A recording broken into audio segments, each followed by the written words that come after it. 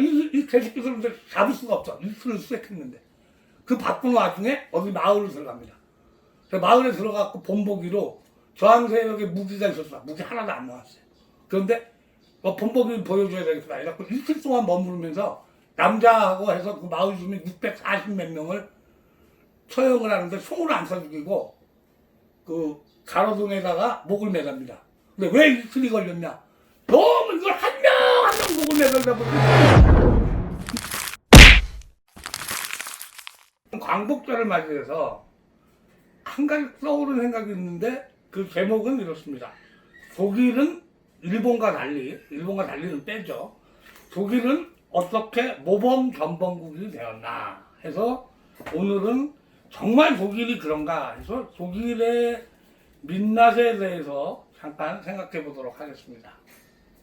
이 광복절만 되면 우리 한민족 같은 경우에는 피식민의 지역, 그러니까 식민지 역사는 피식민의 지역 때문에, 그리고 피식민지였기 때문에 당연히 뭡니까? 많은 인적, 물적 또는 정신적 자원들이 전부 일제의 강압에 의해서 수탈되고 전시에 동원됐습니다.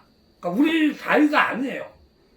2차 대전이라는 그 전쟁을 보면 연합국과 반대하는 그 주축국 명단에 한국이라는 나라가 없습니다. 조선이라는 나라가 없어요. 그냥 일본이에요. 일본의 식민지였기 때문에 일본입니다. 근데 이게 세계적으로 냉혹한 게 아닙니다. 당연하죠. 영국이 영연방군을 이끌면서 이놈들이 영연방군, 그렇게 이제 에어라인즈 해갖고 이름을 써요. 그럼 캐나다군, 뉴질랜드군, 호주군, 뭐 남아프리카 공화국군 뭐 이렇게 씁니다. 그래놓고 실제 인도군이란 말을 안 써요. 왜냐? 인도는 영국의 직접 식민지였기 때문에 인도가 어마어마한 희생을 치렀음에도 불구하고 승리의 영광 이런 거 없습니다. 그냥 다 영국군이에요. 영국군이 한 것처럼 해요. 그러니까 그게 세계사가 냉혹한 게 아니고 우리가 세계사를 좀 제대로 알아야 되는 게 우리는 억울하지만 피식민지였기 때문에 그냥 일본군의 일원으로 참가를 했어요. 참여를 했고 그래서 당연히 패전국의 지위를 갖게 되는 겁니다. 근데 여기서 우리는 식민지였고 우리 의지가 아니었는데 그러니까 당연히 8.15 오늘 광복절이라고 부르는지 뭐 건국절이라고 부르는지 그건 제가 모르겠습니다. 제가 그건 첨예한 정치 논쟁에서는 제가 좀 발을 빼려고 하는데 어쨌든 오늘 일본이 패망하면서 한국이 자주적인 국가로 만들어주겠다라는 포츠담 선언에 의해서 한반도는 자주적인 국가를 설립할 수 있는 조건이 형성됐어요. 그 우리가 유명한 얘기 아시죠? 김구 선생이 원자폭탄이 떨어져서 일본이 패망하게 생겼다 그러니까 김구 선생 낯빛이 어두워집니다. 그러니까 그 다른 그 애국자들이 물어보죠. 선생님, 일본이 곧 패망하게 생겼는데 왜 기쁘지 않으십니까? 우리 힘으로 한 게 없는데 앞으로 우리가 어떻게 자기 목을 내달라고 얘기를 하겠는가? 그 얘기입니다. 그 한탄이 그대로 한반도 상황에서 전개됩니다. 소련이 갑작스럽게 진주를 해요. 근데 소련은 전쟁에 참가 안 하려고 하다가 얘기가 좀 빗나간데 여기 해줄게요. 일본한테 원자폭탄을 터뜨리니까 바로 참전선언을 합니다. 그러고 나서 만주를 스스로 내려와요. 그래서 만주를 삼키고 한반도까지 삼킵니다. 근데 재밌는 건 오키나와에 머물고 있던 미군이 쿠슈로 가야 되는지 제주도로 가야 되는지 대만을 가야 되는지 한반도를 가야 되는지 결정을 못 내리고 있었어요. 그러니까 전혀 진주할 생각이 없었는데 급작스럽게 소련군이 선발선까지 밀고 내려오니까 미군 선발진에 한 명도 없었는데 어떻게 하면 됩니까? 갑작스럽게 뭐라 그러냐? 우리 한반도에 진주하겠다. 그러니까 38선 군대로 거기 멈춰 있어라. 그래놓고 서둘러서 군사 고문단 형태로 몇 명만 보냅니다. 몇 명만. 그래놓고 실제 병력은 언제 와요? 한참 뒤에 오죠. 그 인천을 통해서 상륙을 합니다. 그게 오키나와에 있던 미군이 미군정이라고 해서 이제 들어오는데 제가 그 얘기를 하려는 게 아닙니다. 우리가 역사적으로는 아무리 그렇다고 해도 그 사실이 변하지가 않아요. 그러니까 우리는 패전국, 패전국의 식민지였다가 외세에 의해서 갑작스럽게 해방을 맞았고, 거기서 독립국가로, 독립국가를 건설할 수 있는 기초적인 서마저도 사실은 우리의 독립운동이 세계에서 인정받은 게 아니에요. 세계적 전략에 의해서 결정이 된 거라는 거는, 이거는 불변의 사실입니다. 이런 거 갖고 쓸데탄이 없으면 지금 와서 얘기해봐야 소용이 없어요. 제가 말씀드리려고 하는 거는, 독일은 어떻게 모범 전범국이 되었나, 요걸 말씀드리려고 해서 두 가지를 말씀드리려고 합니다. 첫째, 그러니까 독일이 일본만큼 전범 처리를 잘 했는가? 이 질문에 독일은 대답하지 못합니다. 왜 그렇습니까? 뉘른베르크 전범 재판에서 사형당한 애들 별로 없습니다. 그 다음에 대부분의 학살을 자행하고 2차 대전 기간 만행을 저질렀던 수많은 독일 군, 심지어는 정치 조직이라고 군대가 아니라고 해버린 SS 출신들마저도 전부 사면을 받아요. 그러니까 그 안에서 말할 필요도 없습니다. 법원, 아시죠? 법원, 교육계, 예? 정치계 말고 교육계, 경제계 아시죠? 그 독일 애들이 하던 기갑부대라는 게 전부 어디서 나온 겁니까? 벤츠, 볼스바겐, 얘네들이 다 만들어낸 거예요. 그래서 전부 사면을 받습니다. 그래서 오늘의 현대 독일을 만들어요. 그러니까 얘네들이 실제로 그러면 전범국으로서 이 전범들을 전부 예를 들어서 법적 절차를 거쳤느냐? 아니라는 겁니다. 제가 말씀드리는 건. 그러면 독일이 일본에 비해서 뭐를 잘했느냐? 두 가지를 선언했어. 첫 번째가 뭡니까? 자기네가 뺏긴 영토에 대해서 주장하지 않겠다. 그래갖고 다 아시다시피 산수이라고 들어보셨는지 모르겠는데 거기가 어디입니까? 폴란드의 자유노조가 성립돼갖고 폴란드의 공산정권을 무너뜨린 그 도시, 항구 도시. 폴란드에서 가장 산업화된 그 항구 도시가 실제로 독일 영토였습니다. 그럼 이 산수이가 쭉 부러져갖고 독일의 역의 영토였어요. 그러니까 그 산수이 회랑이라고 해갖고 폴란드를 통과해서 산수이라는 큰 도시까지 가는 게 아주 가느다란 도로만 있었습니다. 근데 이게 폴란드가 그냥 먹어버렸어요. 근데 더 이상 이 서독 정부는 지금은 이제 송일 독일이지만 서독이고 동독이고 이제 그 영토는 우리가 우리 땅이라고 안 하겠다. 그 다음에 이제 알다시피 알사스 로렌. 그게 1차 대전을 겪으면서 프랑스 영토였으나 독일 영토였으나 프랑스 영토였으나 독일 영토였으나 막 이렇게 됩니다. 근데 그거 그냥 프랑스한테 프랑스 영토다라고 인정할게 해갖고 해버립니다. 가만히 앉아갖고 자기네 영토를 보장받는 데도 있어요.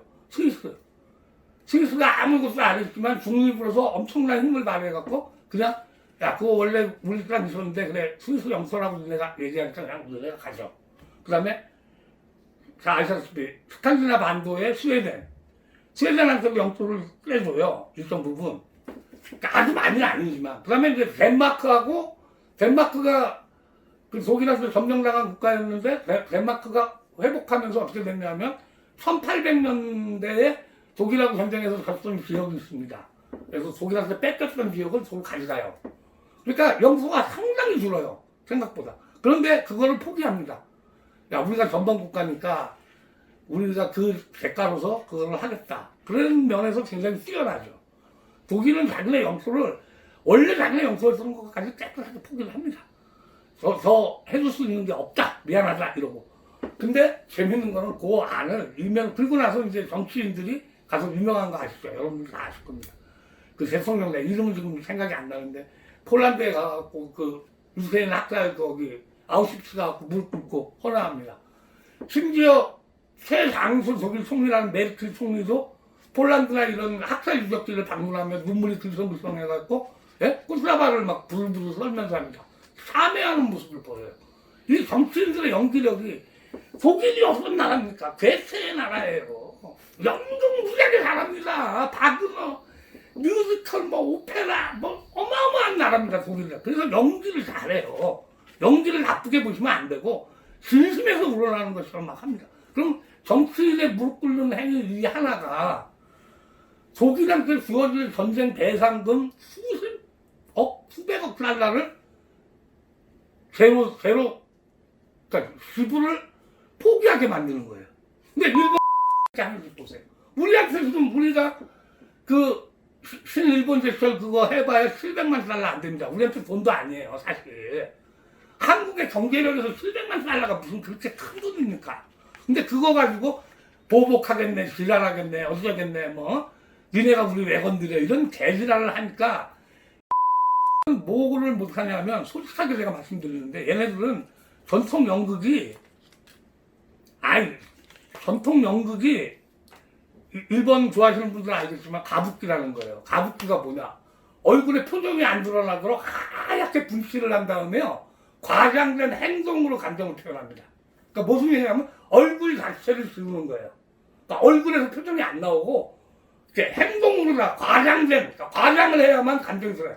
분노 그러면 이러고 슬픔 그러면 이래야 돼. 그러니까 얘네들은 얼굴에 표정이 없는 그런 전통극을 가지고 있다는 말이 뭐냐면 그만큼 연기가 서툴어요.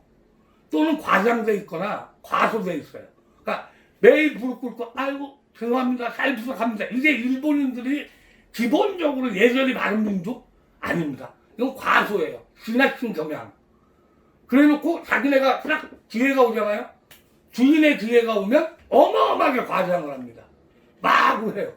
뭐 자기네가 대동아 공영권을 건설해서 백인으로부터 온 아시아 민족을 전부 구원해가지고 낙원을 건설해 주겠다고 개소리죠. 그렇죠. 그건 뭐 이제 말할 필요가 없고. 그러면 이제 본론으로 다시 들어가서 그럼 독일이 왜 민낯이냐. 첫 번째가 재밌는 얘기가 있습니다. 제가 사실 이 얘기를 하려고. 독일이 1차 대전 때 SS라는 게 있습니다. 슈슈스타펠이라고 뭐 쓰기 어렵지만 SS 그럼 다 아실 거예요. 그게 무장친일레라는 건데요. 그게 뭐냐면 나치당이라는 국가의 기구가 아니라 나치당이라는, 그러니까 나셔널 소셜리즘, 국가사회주의 당의, 노동자 당의 하부 조직이에요. 근데 얘네들을 무장을 시켜요. 그래서 무장친일레예요. 근데 이 무장이 어느 정도냐면 독일의 국방군보다 무장력이 훨씬 좋아요. 왜? 신형이 나오면 무조건 다 때려줍니다. 때려가서 먼저 입혀요. 왜? 히틀러가 가장 신임할 수 있는 데니까. 자기 당이니까. 그러니까 그 국가사회주의자 당이 건설한 독일은 나치당이 나치가 주요 핵심이에요. 그럼 나치가 어느 정도였냐? 독일 그때 인구가 7천만 뭐 이 정도였는데 당원이 800 몇십만 명이에요. 그러니까 10분의 1꼴인데 얘네들이 핵심이죠. 그러니까 걔네들 중에 처음에는 SS를 모집을 합니다. 근데 아시다시피 SS가 너무 히틀러를 맹신하다 보니까 사상률이 제일 큽니다. 그러니까 그 프랑스 전역에서도 그렇고 프랑스를 항복시킬 때도 그렇고 동부전선에 소련하고 싸울 때도 그렇고 너무 열심히 앞장서서 지랄을 하다 보니까 피해가 엄청 커요. 그러니까 무슨 얘기냐면 사상률이 큽니다. 그러니까 전사자도 많이 나오고 다치는 애도 많고 그래서 장비는 계속 새로 만들어갖고 보급을 해줄 수 있는데 사람이 없어요. 사람이 없으니까 어떡합니까? 얘네들이 모집을 합니다. 그래가지고 이제 SS 무장 신세가 처음에 300명, 600명으로 시작했다가 나중에는 막 군단이 몇 개 생겨요. 그래서 제가 지금 말씀드리려고 하는 게 대표적인 외국인을 모집해가지고 말로는 뭐라 그러냐면 자원했다 그래요. 자원했다. 얘네들이. 근데 자원이 아니에요. 꼬드기는 거예요. 또는 강압도 있어요. 근데 대표적인 강압이 소련군 포로들을 독일군으로 만듭니다. 100만 넘게. 근데 이건 강압이에요. 굶어 죽을래? 나가서 총질하면은 밥 주고 옷 입혀준다. 그러니까 굶어 죽지 않으려고 소련군에서 독일군이 되는 거예요. 그런데 그거는 이제 빼겠습니다. 그 100만이 넘어요. 그래서 뭐 왜? 독일이 사람이 없다, 사람이. 그래가지고 결국에는 이 SS도 그런 식으로 사람을 모집하는 게 대표적인 게 뭐냐 하면은 이제 SS 중에 뭐 노르스라인 맞나? 하여간 그 북유럽의 덴마크나 노르웨이 출신들로 사단을 만들고 바이킹 사단이라 그러죠. 노르웨이 출신들을 모아서 이름도 좋고 덴마크 사단. 그 다음에 오스트리아 지원자들만 모아갖고 오스트리아 사단을 만들고 그 다음에 코사크족만 모아서 코사크 사단을 만들고 그 다음에 실제로 다 있습니다. 그 사단 이름들이 있어요. 그 다음에 리투아니아 리투아니아라고 그 발스에 붙어 있는 나라도 있어요. 거기서 만들고 또 그 밑에 라트비아에서도 만들고 뭐 이런 식으로 여러 개를 만들어 놔요. 근데 재밌는 거는 제가 말씀드리려고 하는 건 이 사람들이 뭐를 했냐면 짧게는 2년, 길게는 3년 가까이 복무한 사람들이 많이 있습니다. 근데 이 중에 살아남은 사람이 많아요. 근데 재밌는 건 독일이 경제가 조금 살아나자 이 사람들이 뭐냐면 청구를 합니다. 뭘 청구하냐면 월급 준다 그랬는데 월급을 준다 그랬는데 패전하느라고 바빴고 다음에 줄게 하고 그 어음처럼 있잖아요. 지금 그 일본 애들이 흔히 쓰는 걸로 군표처럼 어음 같은 축지를 줍니다. 나중에 준다고. 그걸 갖고 있어서 사람들이 있어요. 이 사람들이 서독이 나토에 가입하고 그 다음에 이제 유럽에 이론이 되니까 아 이제 니네가 돈 좀 줘 이러고 그 군표를 들고 소송을 붙입니다. 근데 독일 정부한테 그러면 당신 서독이죠. 제가 정확히 말씀드릴게요. 서독한테 돈 좀 내라 그랬더니 서독 정부가 우리 못 줘. 그래갖고 독일 법원에다가 제소를 합니다. 내가 응장 복무한 거에 대한 그 임금이니까 임금을 내놔라 라고 소송을 합니다. 근데 독일 법원에서 어떻게 결론이 났을 것 같습니까? 양심적이죠. 독일 법원. 양심적임에도 불구하고 뭐라 그러냐면 SS는 나치당의 부속기관으로서 국가가 아니고 그건 그 정당에 소속돼 있는 거기 때문에 독일이라는 국가가 나치당을 해산시키고 그거를 부정하는 데서 출범한 국가이기 때문에 나치당이 했던 거는 전혀 들어줄 의무가 없다. 그래서 기각을 해버립니다. 다. 그랬더니 문제는 뭐냐. 이 말을 잘 들으셔야 돼요. 나치당이 한 거는 국가가 책임질 의무가 없다. 이 얘기는 뭐냐. 국가가 그러면 한 거. 그럼 국가가 뭐냐. 베어마우스라고 해요. 아시죠? 국방군. 독일 국방군에 복무했던 사람들은 월급을 받을 수 있게 된 거예요. 그러니까 수많은 외국인들이 그러면 우리 독일 국방군에 내가 복무할 때 받았던 이거 임금표 있으니까 돈 내놓으세요 하고 해요. 그럼 줘야 되죠. 그 법 판결에 따르면. 독일이 또 뭐라 그러냐. 그거 대법원까지 갑니다. 가서 판결이 어떻게 나오냐. 우호적인 관계를 갖고 있는 모든 국가들은 독일이 그 전범으로서 관계를 회복할 때 이미 모든 거를 그 자기 뭐라 그러죠? 의무, 생무를 다 그러니까 일본이 하는 얘기하고 똑같아요. 그 협상할 때 이미 그 안에 포함되어 있었던 거니까 우리 더 이상 그거 없다. 끝! 이래버려요. 그러니까 독일하고 일본하고 뭐가 다릅니까? 근데 독일은 깨끗하다고 칭송을 받아요. 왜 그러냐? 이게 그런데 제가 독일을 나빠해서가 아니라 독일만큼 합리적이고 좋은 나라 없습니다. 그중에 제가 한 가지를 말씀드리려고 하는데 우리가 그럼 어떻게 나가야 되는가? 여기에 생각을 해보세요. 2차 대전의 핵심이 뭐냐면 오버로드 작전이라고 그러죠. 디데이라고 유명한 6월 6일 날 1944년 6월 6일 날 그 미영 프랑스 뭐 캐나다 그 자유 프랑스 조금 섞입니다. 자기네 나라니까. 근데 프랑스를 크게 쏘는데 미국이 프랑스를 이미 승전국에 뛰어넣으려고 작정을 했어요. 그래갖고 지금 사람들이 잘 모르는데 그러니까 크게 얘기해서 군대 중에는 뭐라고 얘기하냐면 상륙한 군대가 미군이 두 군대를 맞고 영국군이 준우와 골드 그리고 소드라 그러죠. 범 거기는 캐나다군이 맞섰다 그러는데 캐나다군 옆에 자유프랑스군이 있습니다. 그래서 자유프랑스군이 상륙해요. 근데 재밌는 거는 이게 굉장히 그 미드서리 덕후분들께서는 다 아시는 내용이지만 들어보세요. 상륙을 할 때 제일 먼저 해안가에 발을 들여놓고 누굴 먼저 하느냐. 그 소드에서는 프랑스군이 먼저 발을 들여놓게 합니다. 그러니까 상징적인 거예요. 자기네 나라를 자기네 군대가 수복하러 왔다. 이런 상징성을 부여하기 위해서 먼저 가라 그래요. 캐나다군. 저항이 없으니까 먼저 가. 그러고 들어갑니다. 근데 주력은 캐나다군이지만. 하여간 이런 상징성이 있는데 거기에 뭐가 있냐.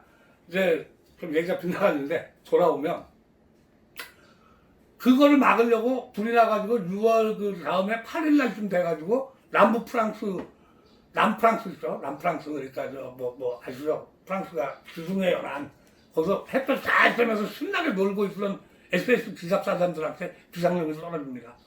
너 북쪽으로 올라가갖고 연합군 새끼들 막아. 그러니까 알겠습니다 이러고 가야 되는데 얘네들 얼마나 재밌는 애들이냐면 가면 그냥 가면 돼요. 그렇죠? 도로가 잘 닦여 있어갖고 프랑스가 그래서 선진국 아닙니까? 2차 대전 때도. 그래서 도로 따라서 쫙 가면은 반나절이면 가요. 가갖고 미군하고 싸워야 되는데 이놈들이 가기 전에 어떻게 가냐? 빙글빙글 돌아갑니다. 왜? 프랑스 저항 세력이 자기네 공격할까봐 겁먹어갖고 부대를 쪼개요. 부대를 여러 갤러를 쪼개갖고 이 마을 저 마을 싹 돌아가는 겁니다. 정체를 안 지켜요. 그러다가 어느 마을에서 데오프라라고 이제 자세한 얘기는 하지 못하는데 하여간 그 대대장 놈 하나가 실종이 됩니다. 근데 보니까 운전병은 총 맞아 죽었고 걔만 없어졌어요. 그래서 100% 저항 세력이 납치해간 거예요. 이 개새끼들을 잡을 수가 없어. 이틀을 수색했는데. 그 바쁜 와중에 어디 마을로 들어갑니다. 마을에 들어가고 본보기로 저항 세력의 무기가 있었어. 무기 하나도 안 나왔어요. 그런데 본보기를 보여줘야 되겠다. 이래갖고 이틀 동안 머무르면서 남자하고 해서 그 마을 주민 640몇 명을 처형을 하는데 총을 안 쏴 죽이고 그 가로등에다가 목을 매답니다. 근데 왜 이틀이 걸렸냐? 너무 이걸 한 명 한 명 목을 매달다 보니까 시간이 너무 걸린 거예요. 근데 이걸 지네가 안 해요. 아시죠? 프랑스 안에서 비시 정권의 괴뢰라고 해서 밀스라고 경찰 조직이 있어요. 그게 부역했던, 그러니까 비시 정권의 말을 들었다고 얘기하지만 독일에 부역했던 놈들이에요. 그 프랑스 일을 시켜가지고 독일군 놈들은 구경하면서 와인 마시고 이러면서 구경하면서 에이 다음 사람 매달아! 그럼 걔네들이 와서 그걸 매달아요. 자리에. 하나. 그러다 보니까 시간이 이틀 이상 걸린 거야. 내 얘기는 뭐냐? 전례 급박해갖고 빨리 가서 도와줘야 되는데도 불구하고 얘네들이 학살이나 저지르고 있어요. 그러니까 여러분들 생각을 해보세요. 이게 어디냐면 얘네들이 이 학살을 저지른 부대가 가스라인이라고 제국사단이라고 합니다. 공식 명칭은 SSJ 기갑사단이에요. 근데 이게 왜 잘 알려졌냐면 이놈들이 하면서 그걸 영상으로 촬영을 해요. 그리고 자기네가 다 기념사진을 찍어요. 그 시체들 앞에서 기념사진 찍고 해갖고 모든 정체가 다 밝혀졌어요. 이게 어느 부대고 그 사단장부터 그 연대장, 그 실행자, 뭐 해서 장교, 부사관, 병사들 이름까지 명단이 다 나왔습니다. 그러면 당연히 이제 전범이죠. 전쟁 범죄자죠. 반인륜 범죄자예요. 그래서 얘네들의 이 마을이 오라드르 시일루 글랑이라는 프랑스 마을입니다. 그 중부 지역에 있는 마을이에요. 이 마을 하나는 쑥대밭을 만듭니다. 근데 재밌는 건 그 다음이에요. 뭐냐? 얘네들을 전부 소환을 합니다. 2차 대전에 프랑스가 승전국이잖아요. 그러니까 그 영상에 나왔던 놈들을 중에 살아남은 놈들을 전부 프랑스 법정에서 데려옵니다. 그래서 프랑스가 보복하는 차원에서 전쟁 범죄로 다 기소해갖고 재판을 하고 있는데 미국의 입김이 작용해요. 뭐냐? 앞으로 이 서유럽, 소련과 대항하는 서유럽의 핵심 국가가 될 국가는 독일하고 프랑스니까 너네 둘이 손잡아 이래요. 그랬더니 소속의 정치인들이 뭐라 그러냐면 우리 전범으로 가 있는 걔네들부터 어떻게 좀 해줘 이러는 거예요. 첫 조건이. 그러니까 그 나토를 만들고 하는데 미래를 위해서 해줘. 그랬더니 프랑스가 정치인들이 한수 없이 눈물을 먹으면 졌는지 모르지만 하여간 뭐라고 하냐면 우호를 위해서 재판 관할권을 독일로 넘겨줘 버립니다. 그러니까 아니라 다를까 독일에서 재판을 해요. 형식적으로. 근데 대부분이 무죄가 나오고 정말로 얼굴 나오고 했던 애들이 고작 2년에서 6년 형이 선고됩니다. 근데 재밌는 건 1년째 다 사면돼요. 독일이 다 사면해버려요. 왜? 사실은 걔네들도 자기네 나라를 위해서 전쟁 행위를 한 거예요. 그러니까 그걸 잡아줄 수가 없었던 거죠. 그래서 재밌는 거는 그러면 프랑스 애들이 어떻게 했느냐? 지금 아닙니다. 그렇게 안 했습니다. 그럼 오라드르 시르 글랑 주민들이 어떻게 했는지 아십니까? 그 학살자 묘지 입구에다가 커다란 비를 세웁니다. 기념비를. 그리고 거기에 동판을 영원히 사라지지 말라고 동판을 하나 딱 걸어요. 그 동판이 뭐냐? 재판 관할권을 독일로 넘겨주는데 찬성한 대통령 그걸부터 총리, 장관들, 내각 이름, 의원들, 찬성한 의원 300 몇십 명의 이름 다 하고 법원의 관련자들까지 이름을 전부 남겨요. 그게 뭐냐? 잊지 말자.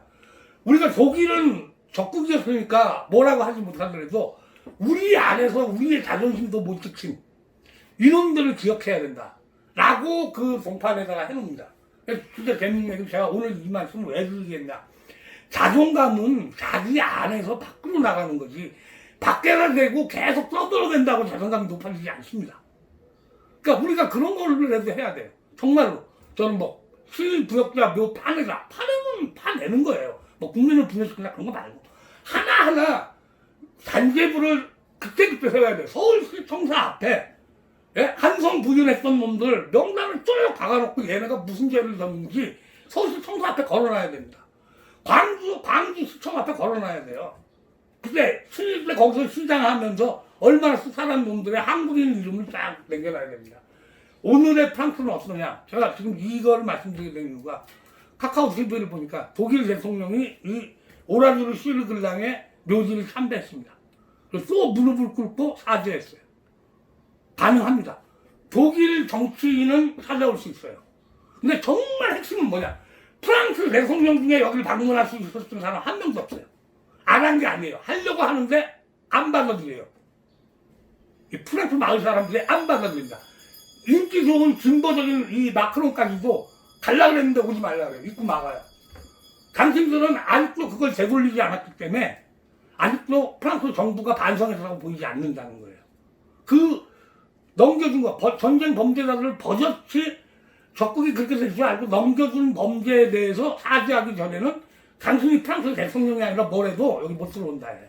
지금까지 그게 지켜지고 있어요. 저는 이런 프랑스인의 자존심이 프랑스가 패전했어요. 금방 패전했습니다. 한 달 만에 패전한 나라였는데도 불구하고 결국에는 성전국 대열에 오르게 해준 거예요. 그리고 뭐가 됩니까? 유엔 상임비서가 그게 되도록 만들고 지금도 수많은 역외용서를 가지고 큰 소리를 쓸 수 있는 국가를 만들어줬다는 겁니다. 그래서 제 말씀은 핵심이 이겁니다. 자존은 밖을 향해서 써준다고 생기는 게 아니라 자기 내면에서부터 세워나가기 시작했을 때. 그래서 우리 민족의 위대한 큰 스승은 백범 선생님인 거예요. 김구 선생님. 그런 정신이 없잖아. 나는 해방된 나라, 통일된 나라에서 문지기를 해도 좋잖아요. 행복하시려잖아요.